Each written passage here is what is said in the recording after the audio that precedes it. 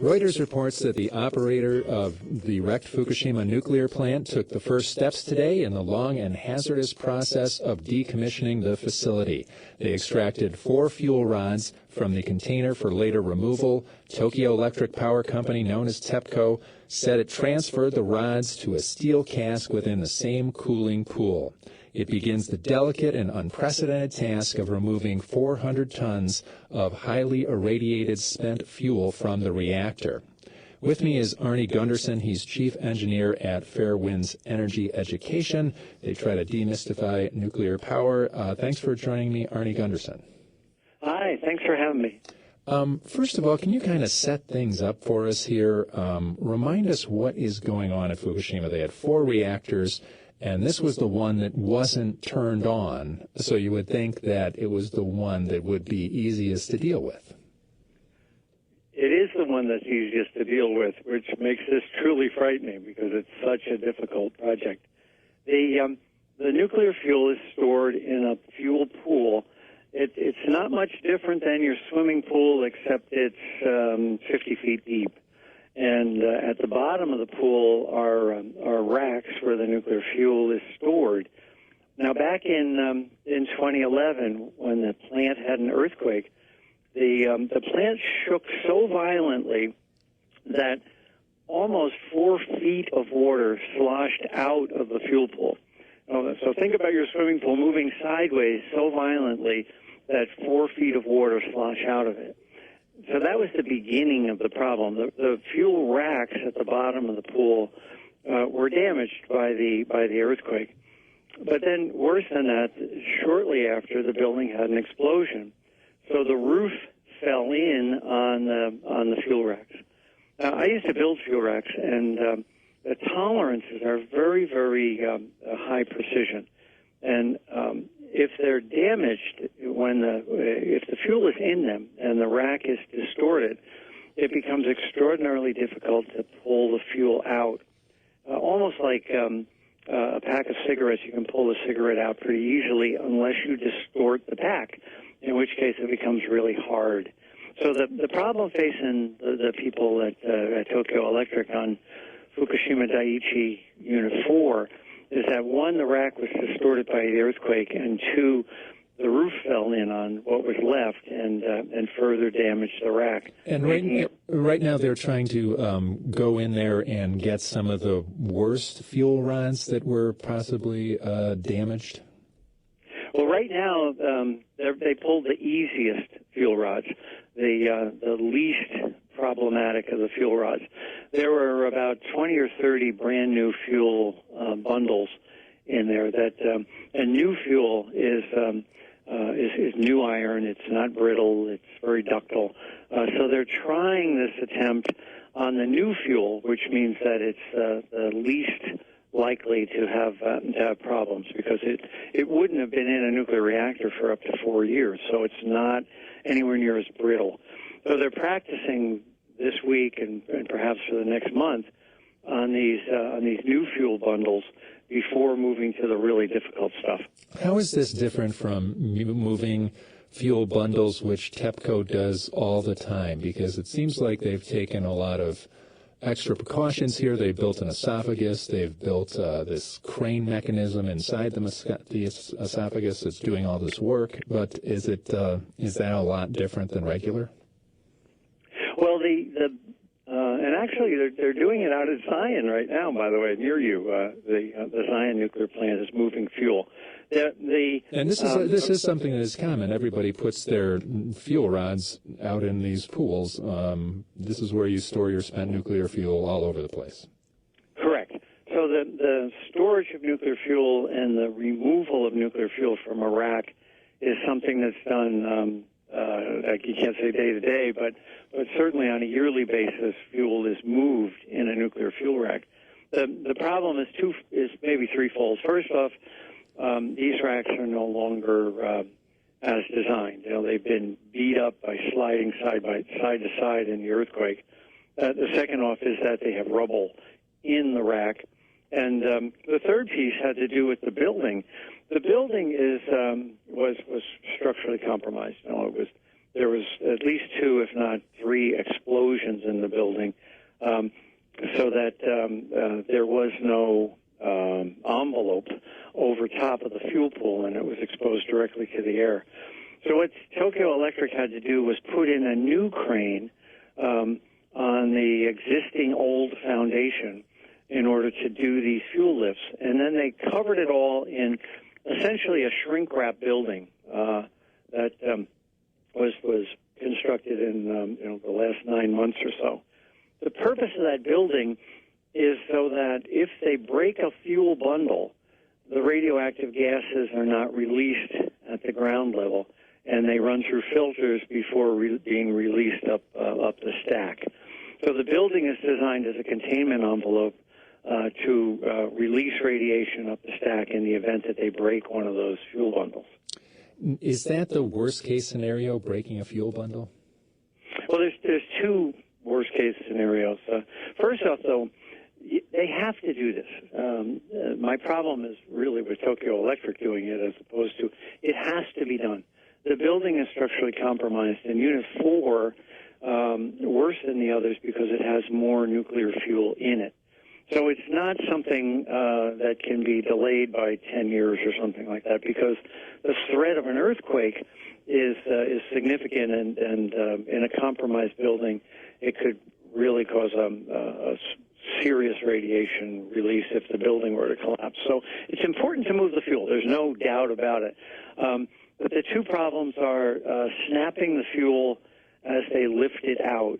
And that's happened here in the States. Periodically when you go to pull a bundle out, it gets distorted and it breaks. And inside are radioactive gases, particularly krypton-85, that are released into the atmosphere. The other problem, though, and this is unique to the Fukushima site, modern fuel racks have boron in the surrounding the nuclear fuel. And the boron at Fukushima Daiichi likely leached out over the last 2 years for 2 reasons. The water was very hot. It was boiling. And this boron was never designed for boiling water. And on top of that, because they ran out of normal cooling water, they had to add salt water. So the boron wasn't qualified for salt water, and especially hot salt water. The boron prevents a chain reaction from occurring in the fuel pool. So what Tokyo Electric has had to do is add the boron to the water, because there can be no confidence that the boron plates that separate the fuel are any good anymore. If the fuel gets too close to each other, it can cause a chain reaction in the fuel pool. Now, the fuel pool isn't designed to handle that kind of heat. So what they would have to do is very quickly, if they start to see local boiling, because you would begin essentially to run your nuclear reactor in the fuel pool, they would have to quickly push the rod back into place and hope that the chain reaction stopped. And that, of course, assumes that the rod can be pushed back in. The problem here is that with the distortion of the racks and the rubble, the friction on these bundles can be significant. And as they start to pull them out, they can get stuck, so they won't come in or out, or they can perhaps go in, be pulled out, but perhaps not be able to push back in the event of a problem. Arnie Gunderson's chief engineer at Fairwinds Energy Education. We're talking about the Fukushima nuclear plant and moving the fuel rods in and out. The process began today at Reactor 4. So the reactor, if it goes into one of these, where it kind of gets to the free, what's the term you use?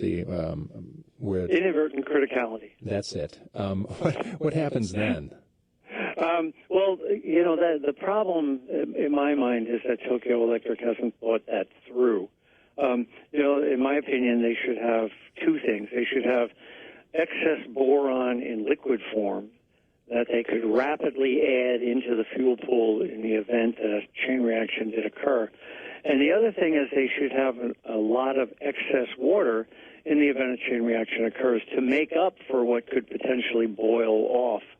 And this is where an experienced engineering firm would have more checks and balances than what Tokyo Electric presently has. They've been underfunded for the last 2 years. The Japanese government is trying to do this on a shoestring, and they're demanding all the money come from Tokyo Electric.